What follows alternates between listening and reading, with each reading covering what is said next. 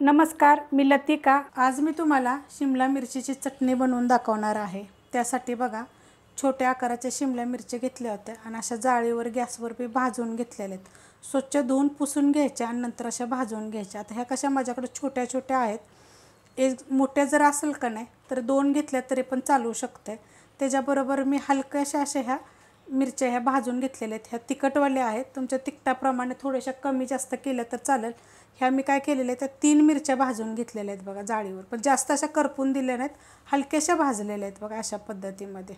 Chopper घेतलेला आहे आणि ह्याला काय करायचं माहिती आहे का, शिमला मिरचीचं असं देठ काढून घ्यायचं आणि हे टाकायचं ह्याच्यामध्ये बघा। अशा पद्धतीत मी देठ काढून घेतलेलं आहे। जेव्हा मिरची आपण स्वच्छ धुवून पुसून घेतो का नाही, तेव्हा ह्याला काय करायचं, थोडं थोडं थोडं सगळ्या साईडून सुरीने डोबळे पाडायचे, जेणेकरून आज जर किडके खराब जर असतील तर समजतात। आता ह्याच्यामध्ये आपण भाजलेल्या मिरच्या पण ह्या 3 घेतलेल्या आहेत, तुम्ही तिखटाप्रमाणे घ्या। ह्याच्यामध्ये जिरे आणि धने असे भाजलेले आहेत, ह्याची पण रेसिपी मी अपलोड केलेली आहे।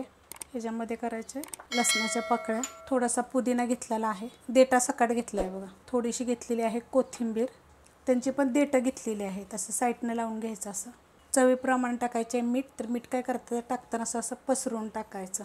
आता तुम्ही ह्याच्यामध्ये काय टाकू शकता, तुम्हाला हवं असेल तर शेंगदाणे भाजून टाकायचे ह्याच्यामध्ये, की आपल्याला दरदर झालं पाहिजे। आणि जर तुमच्याकडे चॉपर नाही आहे तर तुम्ही मिक्सरला पण करू शकता, बंद चालू करून करायचं। आता हे मी बारीक करून घेते। चॉपरला बघा मी बारीक करून घेतलेलं आहे, ह्याला असं लागलेलं पण सगळं काढून घ्यायचं।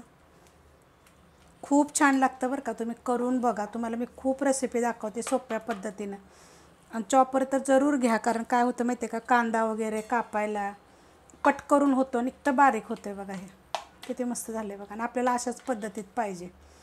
किती मस्त झाले बघा। त्या पावसाळ्याच्या दिवसात काय होतं, भाज्या पण इतक्या लवकर भेटत नाहीत व्यवस्थित, तर अशा पद्धतीची जर तुमच्याकडे शिमला मिरची असेल ना तर जरूर करून बघा। आणि जर छोटी असेल ना तर खरंच करून बघा, इतकं छान लागते ना चवीला। तुम्ही जर खरंच एक भाकरी खात असेल ना तर अजून एक खाले अशा केल्यानंतर, इतकी छान टेस्ट येते।